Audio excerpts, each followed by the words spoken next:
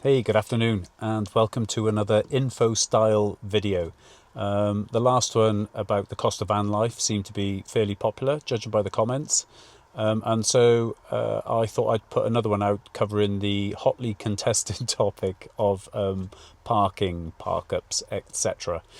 To keep things consistent, everything I'll refer to in this video will be referred to as parking or park up. Essentially, what I mean is free parking, and that pretty much covers that one. The rest of the stuff we'll talk about later on in the video. Next is my experience. I've got 30 years combined experience of military and security operations around the world, in hot, shitty places. And that gives me, I guess, a little bit more of an advantage when it comes to assessing environmental awareness and all that sort of stuff, and any potential dangers when it comes to finding park up. So it gives me just a little bit of an advantage and some form of comfort and confidence. So I thought I'd just put that out there. The other thing is that my needs are going to be different to yours, or the majority of you. I'm not too fussed about phone signal unless it's that time of week where I have to upload a YouTube video. But higher on my list of needs is sort of space to walk Molly, which is a very important point for the park-ups, I find, be it temporary or for a couple of days. And I would say finally, before we get into the video, this is all about my experience. These are my opinions, and this is my process for finding a park-up, the planning I do, and the thoughts or the thought processes I go through to come up with a final place. Please don't take this as a video of telling you how to do it. That's not what it's about. That's not what I'm about. We're all here trying to learn and do all this together. This isn't a blueprint for the perfect park-up. Absolutely not at all. I will still fuck up. I can tell you that now. I've had some shockers. Not many. I've had some shockers though. Places I probably wouldn't go back to ever again. But still, we're all human. We all get things wrong. Not everything is as it seems starting out. So I just wanted to cover off these points to give you some sort of context and background to me and what what the methodology is for me for choosing it, so that you can bear that in mind when you go out and do this for yourselves. And with that, let's get into the meat of it. Okay, so before we even get to the stage of, opening up your app, be that Park for Night or Google Earth or whatever you want to use, it's good to have just a little bit of plan of what it is you're actually looking for. Why do you need that park up? And for me, in my mind, I kind of have two. It's either going to be a transitory parking stop. I'm doing a long distance and it's going to take me a couple of days, and all I'm looking for is a daytime stop or a nighttime stop, get my head down for a few hours before I crack on the journey. Now these are a little bit easier because you can pretty much, or I pretty much throw the van up anywhere really. Any sort of lay-by on the side of a road, side of a dual carriageway, I've done that too. A housing estate, you can pretty much get away with most things if it's only a very temporary thing. And also, for me, it opens up my choices, because it doesn't matter if there's a bin there, it doesn't matter if I haven't got signal, it doesn't matter about any of those things, because all I'm doing is resting. I'm just going to park up, maybe put a brew on or something, give Molly a quick walk, and then I'm into bed. A few hours later, I'll then be on my way again. You can extend this to a full night's sleep somewhere. I've done that too. But again, the same things apply. I don't need all the bells and whistles of a park up I'd be choosing if I was going to stay there for 2, 3, 4 days, for example, and see something I was going to visit on purpose. And then, so that's the one side of it. You've got the short-term transitory park up for me. And then the second one then is your destination, the one you are looking for and planning to go and stay in. And again, as I just touched on, it comes down to your basic needs, really. What you are happy to give up, what you're willing to compromise on. So things like phone signal. Generally, I don't care too much, because, well, I'll jump on my phone every now and again, but unless it's for tethering to the laptop to upload videos where I need a little bit stronger connection, phone signal really doesn't matter. It's probably why I go a lot to the forestry and Elan Valley over by Llandovery, because comms are quite crap there, if I'm honest, but it doesn't bother me at all, because that's far outweighed by the peace and the beauty of the environment, and that's pretty much what I'm searching for. Yeah, and so, once you've got a good idea of what it is you're looking for, as in what purpose is that park up going to serve, then you can start getting into the nitty gritty. And for that, I use pretty much 2 apps. I've got a third, which I will touch on. But the 2 main ones I use are Park for Night and Google Maps. And they tend to work hand in hand with each other anyway, because once you've found something on Park for Night, it will then throw you into... You can click on the itinerary button, and it will throw you into Google Maps to then direct you there. If that's the kind of mapping you choose, it'll give you the options. The beauty of Google Maps for me is, if that park up for some reason on Park for Night, you'll get comments on there and sometimes several photos.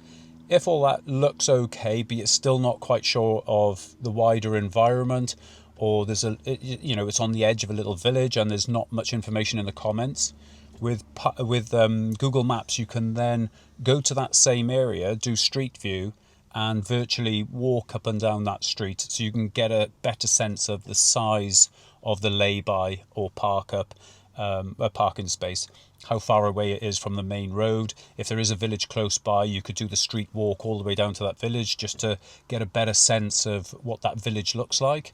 Are there burnt out cars and VCPs on the way in, or is it, thatched roof and all the rest of it, pretty well to do, and therefore lessening any sort of risk to you in the van. So that would be my initial 2 apps, would be those, and that would give me a really good sense of where I was looking and what I was looking for. The third app, I think it's called My Parking Space, and I'll put all these up on the screen anyway. My Parking Space is more for urban parking, really, and it's the use of like supermarket car parks, etc.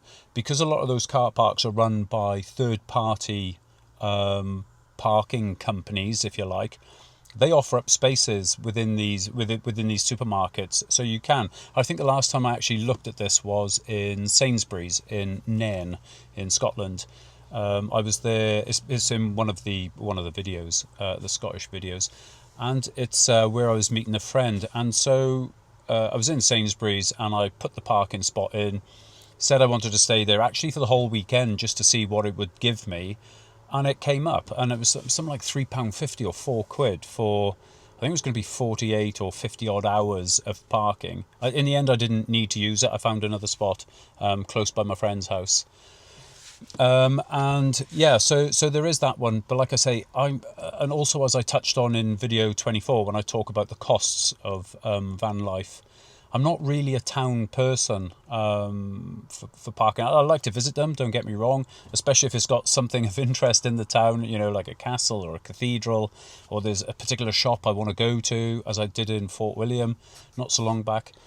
But for me, I tend not to go into towns. And even if I want to do or spend a day in town, I'd probably just go and park somewhere else for the night, well away from that area, and then go in the following day. Yeah, so that's an option, and it's definitely it's an app I still keep, just in case I do find myself in a town and I need parking and I'm quite desperate for it. Then I'll use that. It's very cheap. It seems to be quite efficient working on the app. And yeah, as I say, I've not used it. I've gone through the whole process up to the point of paying for it, and then accidentally found another spot that was free. Yeah, so that covers that one. Okay, so we've mulled through all the initial ideas of what it is we want, and what kind of parking space is going to be, the intention of that park up. Now I think it's important to just do a little bit of planning. This will go an awful long way in helping both the emotional and the practical impact of that parking. Two very different things. As I've touched on in a previous video, it can be quite stressful looking for park ups all the time. And I would say that the more you do it, the more in tune you become with it and your environment, and you can make snappier decisions based on that experience. But what I would say starting out, give over a little bit of time, 5-10 minutes or whatever, to do a little bit more planning so that you have as much information as you can have prior to getting to that location. That is the difference between getting there and being completely stressed, or just driving straight in, parking up, getting the brew on, and just relaxing with nothing but a clear peace of mind. And from an emotional side of things, I think that that's very important, because in not getting that bit right, that will impact further things down the line within that park up. One being sleep. Sleep being very important, rest and sleep, so that you're ready to go the following day with all the energy required. But if you're in a park up that you don't feel 100% confident and comfortable in, then the chances are you're going to have a crap sleep. I've had loads of nights like that, to be honest. The slightest sound outside, voices in the distance, young kids doing donuts in their cars, and that crap. Some things like that you just cannot help. They just turn up, and that's it. You've got to deal with it there and then. But if you can try to negate a lot of these in the early part of your planning, then it'll pay dividends in the end. The other thing is safety, which is key, even for someone like me with some sort of experience in these things, being in many sort of shit areas in the world. Safety is still, I'm never blasé about any of this sort of stuff. I don't want to tap at the door at 2:00 or be confronted by a car full of drunken idiots, just like anyone else wouldn't want that. So it's not like I go and throw myself into a car park welcoming any of this sort of stuff. But safety, you can rule out some of it. So if you're in, I don't know, a little tiny lay-by, it's only a vehicle width, and right on the edge of that is a really fast dual carriageway, you ain't going to get a good night's sleep. You really are not. You're going to be on edge. And besides that, it's a little bit dangerous if you've got any cars that are swerving, people on their phones, etc., etc. There's just too much scope there for it to be safe. In a pinch, you'll do it. I have done it. I wouldn't choose to do it often. But that's just one aspect. Another one might be, your park up is outside a pub or just across the road from a pub. And the pub might be renowned for having, scuffles, trouble with the police, blah, blah, blah. You name it. These places can be avoided just by a little bit of planning in the first instance. So look for these places on Park for Night if that's your go-to app. Read in the comments, see what other people have said. Also see when the last, I'll come on to this in a practical demonstration in a minute, but see when the last time someone commented. If it hasn't had anything for 2 years, 3 years, and some of them don't, it's not been updated, then the information could be completely out. It could have all changed, and whether that's a car park that used to be able to you could parking and now is no overnighting, or the other way around, or as I say, there are a few other things that I'll come on to now in a demonstration. But all the information is there to read. How you interpret that, obviously, it comes down to you as an individual and what you're willing to put up with. But it's a good place to start to build a picture of the park that you're looking to go to. And I know this all sounds complicated and involved, and you know, you might just be thinking, fuck it, just drive, we'll get there and we'll figure it out. 9 times out of 10, that'll work. It really will. And you know, I'll put my hand up, done that too, on more than one occasion. And generally, yes, you can get to a place, have a good sense of what it's about, a good general feeling, and yeah, it'll be fine most of the time. But if you do have time, I would urge you, especially in your early days of doing this sort of stuff, just put a little bit of planning into it so that you can hit the ground running when you get there and have pretty much what it is that you were looking for and hoping to get. Yeah, so that's the planning. Right, so the next thing now then is we'll take a look at the apps, or at least the apps I use, which the two I'll be using for this demonstration will be Park for Night and Google Maps. Yeah, that's all I'll use for this demonstration. Now, what I'm going to try and do, remembering I'm a crusty old fool that has no idea at all about this whole video kind of malarkey. You know, I was going to refer you back to videos. You know, I'll leave a link here or whatever they do.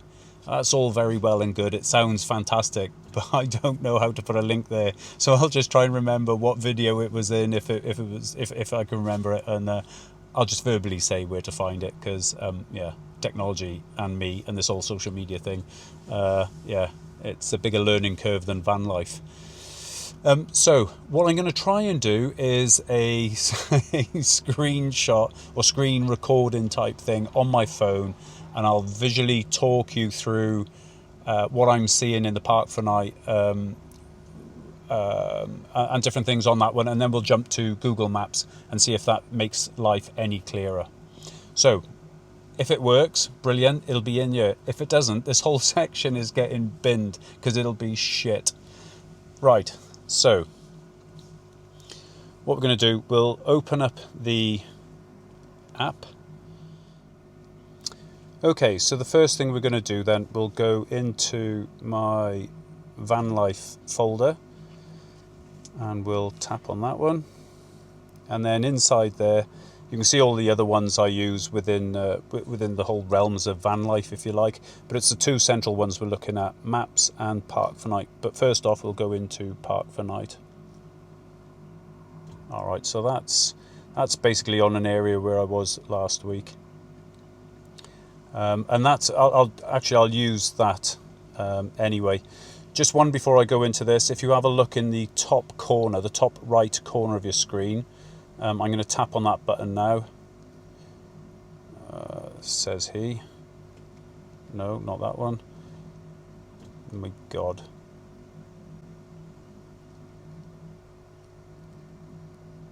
Right, top right corner.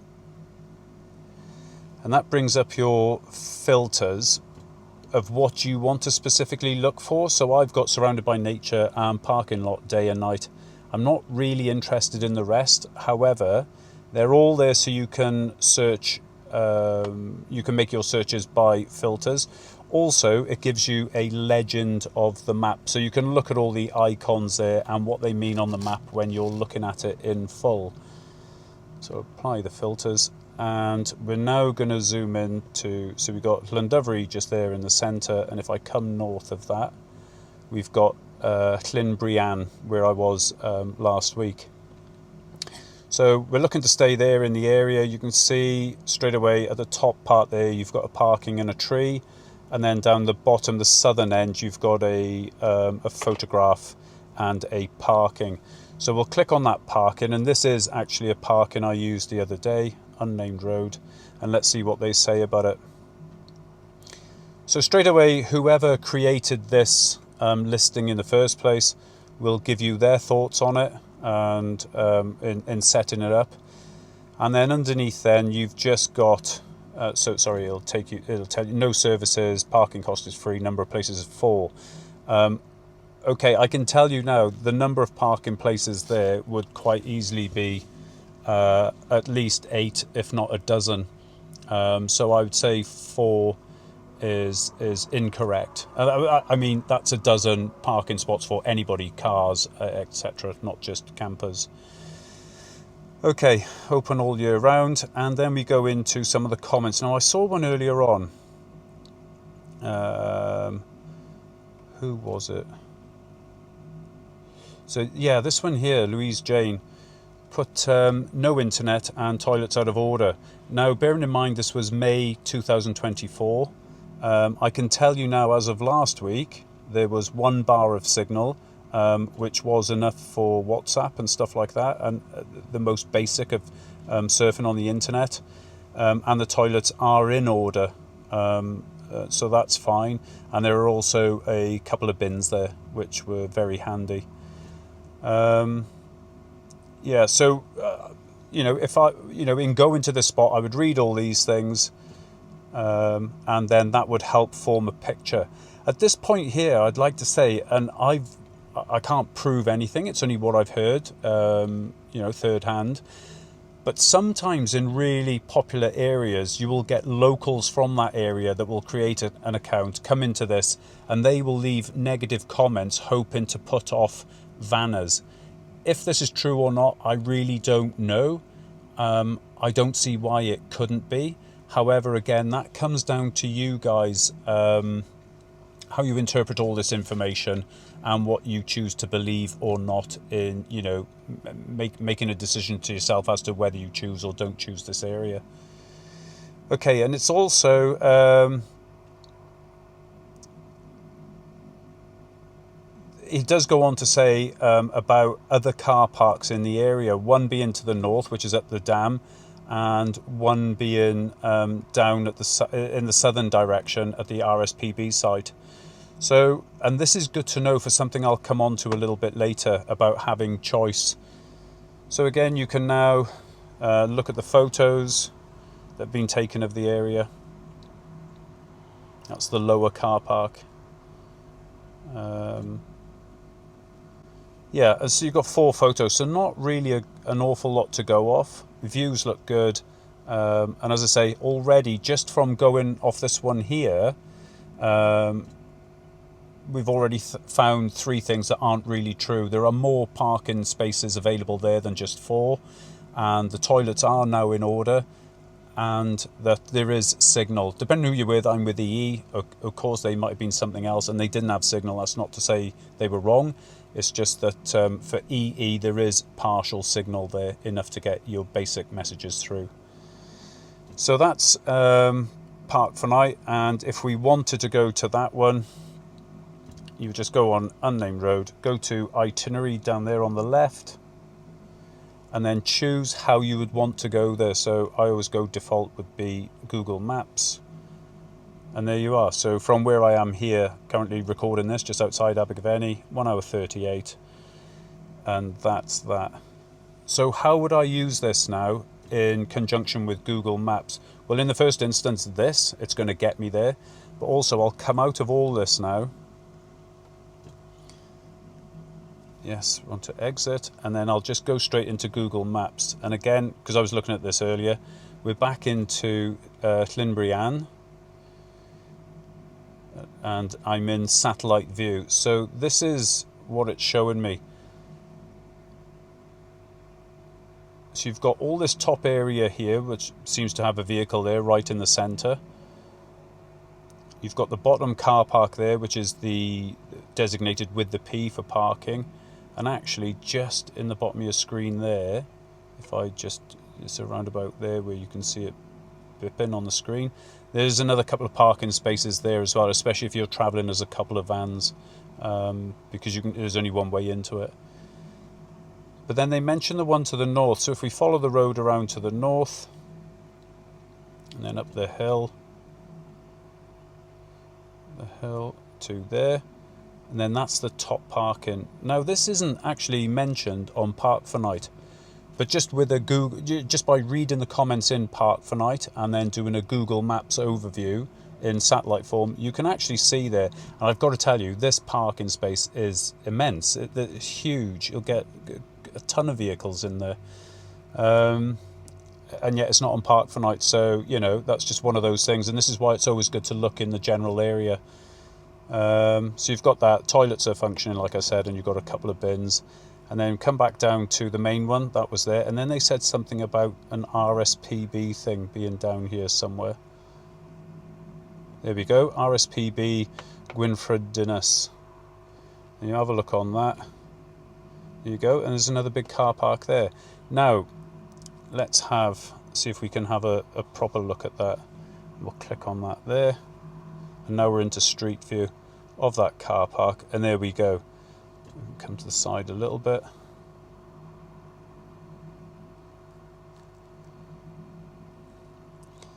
Yeah, see, it's a narrow lane all the way up, but you do have that extra parking there.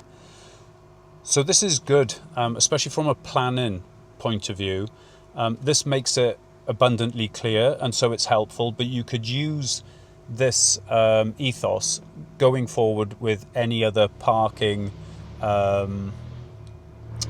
parking place you wanted to choose for the night. And that is, if you've got choice, if there's more than one parking spot available, then if something should go tits up at midnight, 1 o'clock in the morning, wherever, you're not then worrying and scrambling to try and find something that could be 5 minutes away or 50 minutes away. You actually know, pre-planned ahead of time, your other options. You could either go to, in this case, if you were in that initial one, you could go to the top car park, or you could come all the way back to the RSPB car park. Either way you're covered. And that does give you a good sense of relief and brings around a lot of peace of mind. Excuse me, when you're in these parking spots, just to have, belt and braces or a little bit of fat in the system, as we used to say. So there is that too. And this one here, this is why I chose this, because it perfectly highlights that potential, but it also, hopefully, that rather crap demonstration of mine doing screen recording may have made it all seem a little bit more clear than me just waffling shite into the camera and putting up the odd picture now and again. So like I say, let me get out of all that.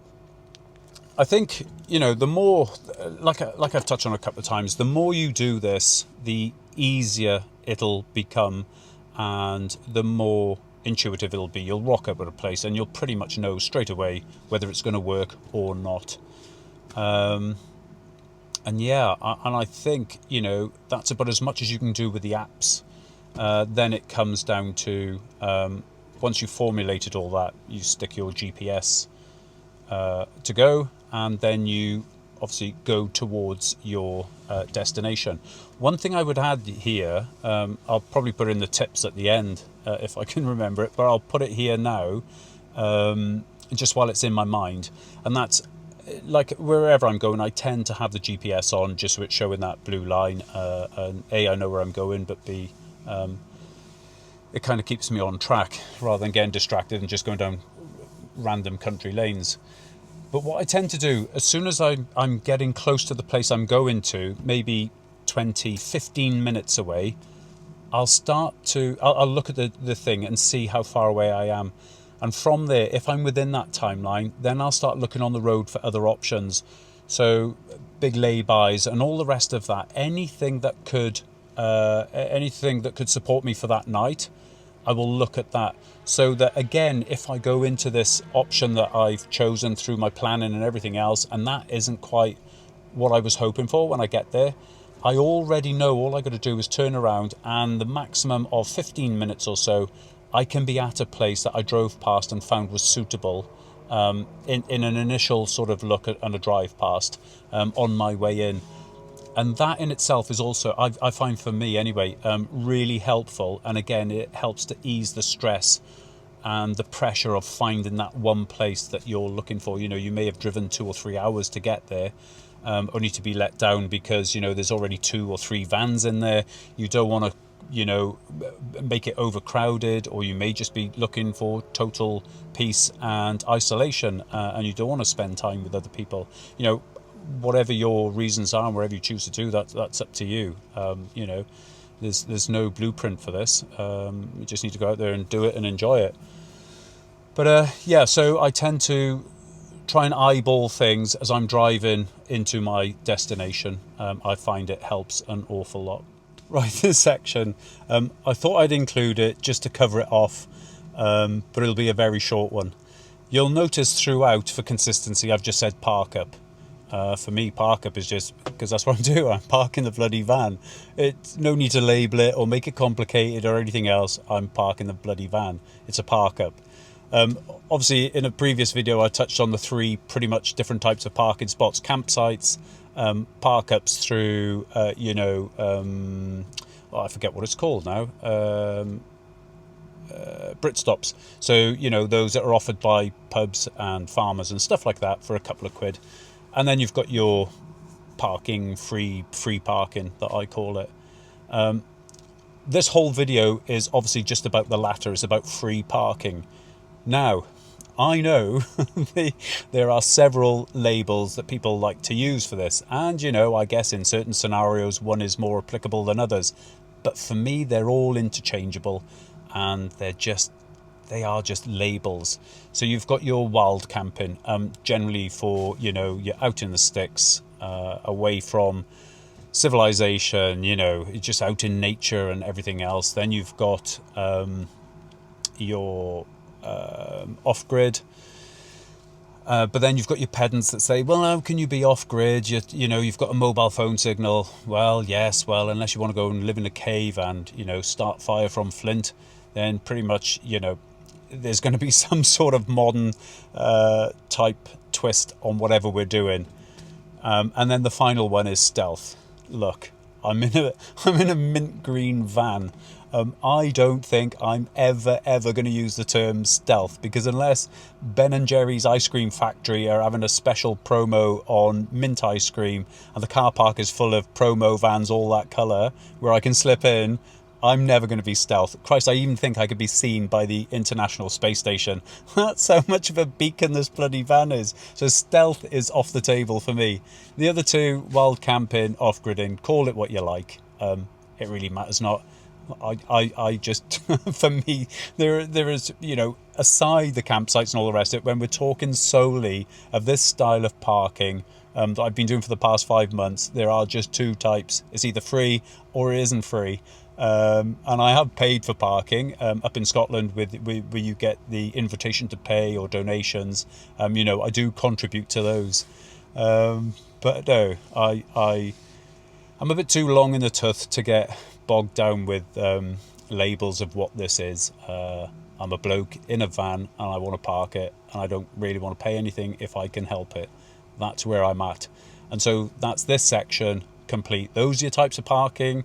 They're the things you can call it. Call it what you like. It's your van. It's your life. It's your park up. If you want to be off-grid, fill your boots and go off-grid. That's it. Okay, so to summarise, the whole parking issue is a very important issue, as I've mentioned earlier. That's why it gets spoken about, you know, pretty much on a daily basis in any forum you go to. It's you know, it's what we do. It's why we do this, to find these areas and all the rest of it. It doesn't have to be complicated though, and you don't have to let it really get you down. Just, you know, as I said, take a bit of time to do some planning. Have a read through of all the information you can find on your spots. Know why you want that spot in the first place. Work through or talk through, even internally, what does that look like? What does it look like if it doesn't go to plan? You know, the what ifs. What if someone else is there, it's full, it's now got a height barrier, or you know, there is some other complication that makes this not a possibility anymore.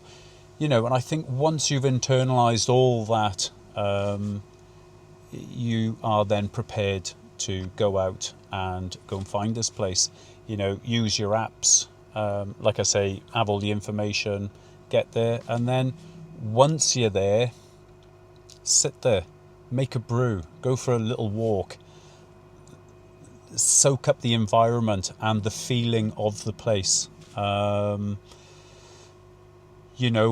initially might look utter shite, given 10 minutes, 15, 20 minutes, may actually start to ease on you and have a better feel to it. I've had a couple of these, if I'm completely honest, and the other way around too. What I thought was idyllic and a little piece of paradise for the first half hour, an hour, turns to utter crap because you've got a couple of people, you've got others come in there that frequent the area, be they youngsters playing loud music or smoking joints, and the big stench of weed coming through and all the rest of it. All this can happen, and does happen, will happen. So just be mindful of that. It's not what you experience straight away may not be the full story, so give it a little bit of time if you can. And that's about it really. Just go out there and try it and enjoy it. So to finish off then, some hints and tips that I could pass on from my own experience. It's been covered enough in this, but I would say plan. Take the time, even if it's a couple of minutes, take the time to do a little plan, and all that encompasses what you're looking for, the journey, the utilities, etc., etc. Plan. Secondly, have options. If you're driving 3 hours, don't just have that one parking spot as your only option, because you may become unstuck.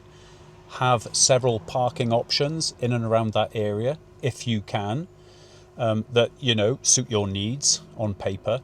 And also, as I mentioned earlier in the video, at about 20 minutes, 15 minutes, 10, whatever you're willing to drive back from that place, start eyeballing options on the road that you're on. You may have already passed 2 or 3 laybys that in a pinch will be suitable to support you for the night, get you out the shit, etc. For me, it's something I do now, second nature. I'm always looking at that screen as I close into a destination. Sorry, not at the screen. I look at the screen to see what time I've got left, and then I'm looking either side on the road to make sure if there are other options, should I feel the need for something else later in the night. So that would be that one. Third point then, and this is, I guess, in line with safety, and maybe more aimed at the solo female travellers. If you've got concerns, from what I've read, we're all equal here. But from what I've read, it seems to be the solo female crew that have more concerns about safety, and it's a fair shout, if I'm honest. So what I would say is, it may be helpful to go to a place that does have phone signal. And not only that, but make sure you tell people where you are as well. That car park, and give them as much detail as you want, really. What else you've got around you. And if there are anything they need to be aware of in getting to that car park, a long stretch of potholed road, etc., etc. Give them as much information as you feel comfortable with, but that might give you enough peace of mind to, have a more restful sleep that night. And I suppose going hand in hand with that would be, if you want to and you're happy with it, then look for a parking spot that's got another camper van or 2 in it and buddy up. You don't have to go across there, knock on the door and say, "Hi, I'm just here, I'm on my own, can you look out for me?" I think just a tip of the hat, saying hello and all the rest of it, everybody's then aware who's there, and they know who they're looking for, etc. I've always tried to find places that were away from everyone and everything. But that's just me, you know. I'm not socially awkward or anything like that. I don't think anyway. It's just I'm always trying to look for the calm and the peace and the quiet, etc. But more recently, over in Norfolk, that you would have seen in last week's video, and in Lincolnshire especially, with Michelangelo, the Italian guy, I started to come out of my shell a bit and actually really enjoyed being in a park up with other vanners. Of course, this is going to be hit and miss. You'll probably come across lots of arseholes. You might park next to me and think I'm an arsehole. You know, that's just how it goes. But yeah, I would say, you know, have a phone signal, let people know where you are, and yeah, buddy up if you need to, or at least make someone else in that car park aware that you're there, even if it's just by sight and a wave. Okay, where are we now? 4? I don't know. Let's call it number 4. If you're new to this, then try different things and stay local. You know, just go out for a night, an overnighter. Pick a car park you may know, be that you know, in town or out in the country, or a lay-by or something. But do it close to home, so that if you don't feel comfortable, you don't have far to drive back. Especially if you're considering doing this full time, where you're going to be constantly on the move and looking for new places where you may not have that option to go back to safety and comfort. Then yeah, in your initial couple of weeks, couple of months, however long you've got as a run-in period up to starting this, if you're thinking of going full time like myself, then yeah, go and try different things. See how you feel about it. See what settings you know, suit you and your needs. You may love the town setting, the urban stealth. Sorry, I don't mean to take the piss out of that. I was just thinking of my mint green van, and stealth is just out for me. But no, if you want to do that kind of camping, that's what excites you or gets you going, or you need to be there for practical reasons, you know, close to family, you're studying in a certain area, etc., then go and try these things. Equally, go and get an absolutely isolated, out of the way park up on the side of a mountain and see if that floats your boat too. Only by trying all of these places will you start to get a better understanding of you and what it is you actually want from these places. And it's something I did exactly that. You know, I have done the vanning before in short periods, but prior to setting out on this particular journey as a full-time van lifer, I went into the Brecon Beacons for 2 or 3 days. It was a shake. I think it's episode 1 in the whole of this. Don't watch the first bit because I'm talking on it. I sound like an absolute dick. But anyway, skip that bit. But yeah, that was all about... I knew the setting would be good. I spent a lot of time in the Brecon Beacons, but it was all about, you know, the shakeout camp. What worked on the van, what didn't work on the van, were we comfortable there as a couple of vans at the time. And, you know, it's only by doing things like this consistently that you'll find your way and understand better, I think, what's working, what isn't working, and what you need to change, if you need to change anything at all. So that would be that tip. And finally, I would say, which must be number 5 now, if you've any doubt at all, if there's anything inside, even if it looks perfect, but something inside says it's wrong, don't question it, move. Just go. If you've done your planning correctly, you'll have other options to go to. If it's the whole town itself gives you a bad vibe, move out the area. You know, no one is going to tell you to move. Only you can make these decisions. And if it's not right, it's not right. It may have been right for you if you've been there before 6 months ago, but on this particular occasion it isn't. Don't try and fight it, just go. And that's pretty much all I would say on that one. Yeah, you know, these other things about getting a knock on the door and all the rest of it, I've never had that. Like I said in a previous video, I've had a flyer on the windscreen. That's all I've ever had.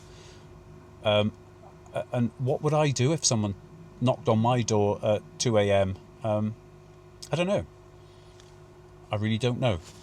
That's my honest answer right here. Until I'm faced with that, there would be all manner of There would be all manner of things I'd be thinking about at the time that would direct my plan of action.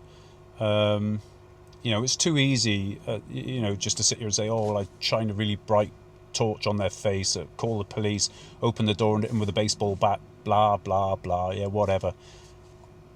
Trust me, when the shit hits the fan, only at that point will you know what you're going to do. I'm not going to steer you in any direction at all, because I honestly don't know. That's me. I'll figure that shit out if it ever happens. Right. I hope I've God, I just feel like I've been waffling shite now for what seems like hours. I hope I can cut this in and it actually sounds a little bit more coherent than what I'm hearing in my own head. I think I've covered pretty much an overall view of the park up type aspect to this whole van life.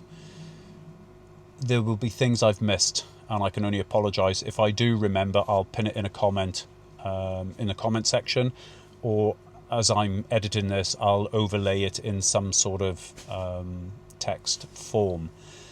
Equally, as I have done in other videos, I invite anyone out there that's been doing this an awful lot longer than me.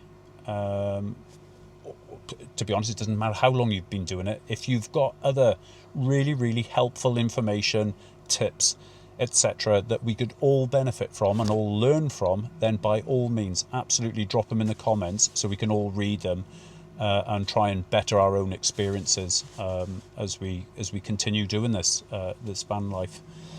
And that's about it, I think. So it just remains to say thank you very much for sitting through this, which, as I said, at the moment feels like an eternity of just mumbling. Thank you for all the positivity and the comments. I do answer every comment. It's not just a one-liner thank you. I do take the time to try and read and understand what it is you're asking or saying, and I'll equally respond generally with a like-minded response, equally well thought out and at length, hoping to address whatever concern or question you may have. The channel is really, it's I don't want to talk too much about it at this moment, but it's growing arms and legs, which is brilliant. It's absolutely brilliant. I'm glad that so many people are having such a positive reaction to the stuff I'm putting out there. I enjoy making it, and that's what it's all about, really. And if if you're ever getting any little nuggets of wisdom from this, God forbid, then I'm really happy for you, and then it just means I'm doing something right, I think. Anyway, here we go, into turbo waffle mode. Sorry. Right, that's me. See ya. Out.